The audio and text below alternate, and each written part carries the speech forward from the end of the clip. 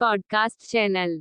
ਨਾਜ਼ਰੀਨ, ਅੱਜ ਦੇ ਇਸ ਪੋਡਕਾਸਟ ਦੇ ਵਿੱਚ ਆਪ ਜੀ ਦੀ ਖਿਦਮਤ ਦੇ ਵਿੱਚ ਸ਼ਾਇਰ-ਏ-ਅਦਬ ਮਾਲੇਰਕੋਟਲਾ ਦੇ ਨੌਜਵਾਨ ਸ਼ਾਇਰ ਦਾ ਇੱਕ ਗੀਤ ਪੇਸ਼ ਕਰਦੇ ਹਾਂ ਜਿਸ ਦਾ ਸਿਰਲੇਖ ਹੈ ਵੈਣ। ਇਸ ਤੋਂ ਪਹਿਲਾਂ ਸ਼ੋਏਬ ਮਲਿਕ ਦੇ ਬਾਰੇ ਦੱਸਦੇ ਚੱਲੀਏ। ਉਹ ਪੰਜਾਬੀ ਯੂਨੀਵਰਸਿਟੀ ਪਟਿਆਲਾ ਵਿਖੇ ਖੋਜਾਰਥੀ ਹਨ। ਉਰਦੂ ਦੇ ਵਿੱਚ ਲਿਖਣਾ ਉਹਨਾਂ ਦਾ ਪਸੰਦੀਦਾ ਵਿਸ਼ਾ ਹੈ, ਪਰ ਨਾਲ-ਨਾਲ ਉਹ ਪੰਜਾਬੀ ਦੇ ਵਿੱਚ ਥੋੜ੍ਹੇ ਬਹੁਤ ਸ਼ੇਅਰ ਲਿਖਦੇ ਹਨ। ਉਹਨਾਂ ਨੇ ਪੋਸਟ ਦੇ ਜ਼ਰੀਏ ਸਾਨੂੰ ਆਪਣਾ ਕਲਾਮ ਅਤੇ ਰੁਬਕਾ ਭੇਜਿਆ ਹੈ। ਚਲੋ ਦੇਖਦੇ ਹਾਂ ਜੀ ਫਿਰ ਮਲਿਕ ਸਾਹਿਬ ਕੀ ਫਰਮਾਉਂਦੇ ਹਨ। ਸ਼ੋਏਬ ਮਲਿਕ ਰੁਬਕੇ ਵਿੱਚ ਲਿਖਦੇ ਹਨ। ਆਪ ਜੀ ਨੂੰ ਆਦਾਬ। ਉਮੀਦ ਕਰਦਾ ਹਾਂ ਕਿ ਆਪ ਸਭ ਠੀਕ ਹੋਵੋਗੇ। ਆਪ ਜੀ ਦਾ ਇਹ ਪੋਡਕਾਸਟ ਵਾਲਾ ਉਪਰਾਲਾ ਬਹੁਤ ਹੀ ਸ਼ਲਾਘਾਯੋਗ ਹੈ। ਅੱਗੇ ਆਪਣੇ ਅਦਬੀ ਸਫ਼ਰ ਦੇ ਬਾਰੇ ਜ਼ਿਕਰ ਕਰਦੇ ਹੋਏ ਲਿਖਦੇ ਹਨ, ਜਦੋਂ ਤੋਂ ਮੈਂ ਲਿਖਣਾ ਸ਼ੁਰੂ ਕੀਤਾ ਤਦ ਤੋਂ ਹੀ ਮੈਨੂੰ ਬਹੁਤ ਸਾਰੀਆਂ ਮੁਸ਼ਕਿਲਾਂ ਦਾ ਸਾਹਮਣਾ ਕਰਨਾ ਪਿਆ ਹੈ। ਮੈਂ ਆਪਣਾ ਨਵਾਂ ਲਿਖਿਆ ਗੀਤ ਆਪ ਨੂੰ ਭੇਜ ਰਿਹਾ ਹਾਂ। ਇਹ ਗੀਤ ਉਹਨਾਂ ਮੁਸ਼ਕਿਲਾਂ ਦੀ ਤਰਜਮਾਨੀ ਕਰਦਾ ਹੈ।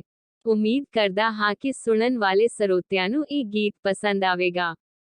ਬਹੁਤ ਸ਼ੁਕਰੀਆ। ਸ਼ੋਏਬ ਮਲਿਕ। ਇਹ ਗੀਤ ਸ਼ੋਏਬ ਮਲਿਕ ਦੇ YouTube ਚੈਨਲ ਬਜ਼ਮੇ ਤਹਿਜ਼ੀਬ-ਓ-ਅਦਬ ਤੇ ਵੀ ਉਪਲਬਧ ਹੈ। ਇਸ ਚੈਨਲ ਨੂੰ ਲਾਈਕ, ਸ਼ੇਅਰ ਅਤੇ ਸਬਸਕ੍ਰਾਈਬ ਕਰਨਾ ਨਾ ਭੁੱਲਣਾ। ਮੱਛੂ ਕਿੰਨੇ ਫਿਰਦੇ ਨੇ ਵੈਣ ਕਰਦੇ, ਦਬ ਲੈਣਾ ਮਲਿਕ ਨੂੰ ਪਲੈਨ ਕਰਦੇ। ਜਾਣਦੇ ਨੀ ਸੂਰਜਾਂ ਦੇ ਕਿਰਦਾਰ ਨੂੰ, ਦਿਨ ਨੂੰ ਜੋ ਫਿਰਦੇ ਨੇ ਰੈਨ ਕਰਦੇ। ਵਾਹ ਵਾਹ, ਬਹੁਤ ਅੱਛਾ। ਅਗਲੇ ਬੰਦ ਤੇ ਜ਼ਰਾ ਗੌਰ ਕਰਨਾ। ਜਿੰਨੀ ਦੇਰ ਲਿਖਣਾ ਲਿਖੂਣ ਟੌਰ ਨਾਲ। ਵੈਰੀ ਐਵੇਂ ਰਹਿਣ ਕਲੇਜੇ ਸਾੜਦੇ, ਦੁਸ਼ਮਣਾਂ ਨੂੰ ਸੂਲਾਂ ਵਾਂਗ ਖੁੱਬਦਾ। ਕੀ ਕਰਾਂ ਜੇਰੇ ਨੇ ਬੜੇ ਹੀ ਯਾਰ ਦੇ। ਬਹੁਤ ਵਧੀਆ ਜੀ ਮਲਿਕ ਸਾਹਿਬ, ਜੁਗ ਜੁਗ ਲਿਖੋ। ਬਣਦੇ ਲਿਖਾਰੀ ਤੁਕ ਬੰਦੀ ਕਰਕੇ, ਮਿਸਰੇ ਫਰਾਜ਼ ਦੇ ਚੋਰੀ ਕਰਕੇ।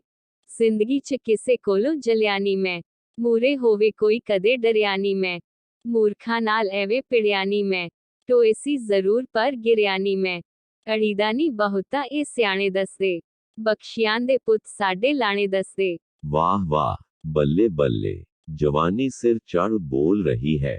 जिंदाबाद। शायरी च करदा नी बस चकावे सिद्धी छाल, कातिल लिखारी वन ए नाल। वाह वाह मलिक साहब। ਕਿਧਰੇ ਵੀ ਛਪਣ ਦੀ ਨਾ ਲੋੜ ਮਲਿਕ ਨੂੰ।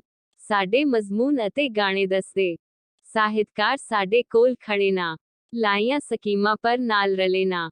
ਮੱਚਦੇ ਸਾਡੀ ਇਮੇਜ ਦੇਖ ਕੇ, ਸਾਡੀ ਲਿਆਂਦੀ ਸਾਹਿਤ ਅੰਦਰ ਚੇਂਜ ਦੇਖ ਕੇ। ਸਾਨੂੰ ਤੁਸੀਂ ਚਾਹੁੰਦੇ ਹੋ ਭਜਾਉਣਾ ਭੁੱਲ ਜਾਓ, ਇਹ ਦਿਨ ਕਦੇ ਨਹੀਂ ਆਉਣਾ ਭੁੱਲ ਜਾਓ।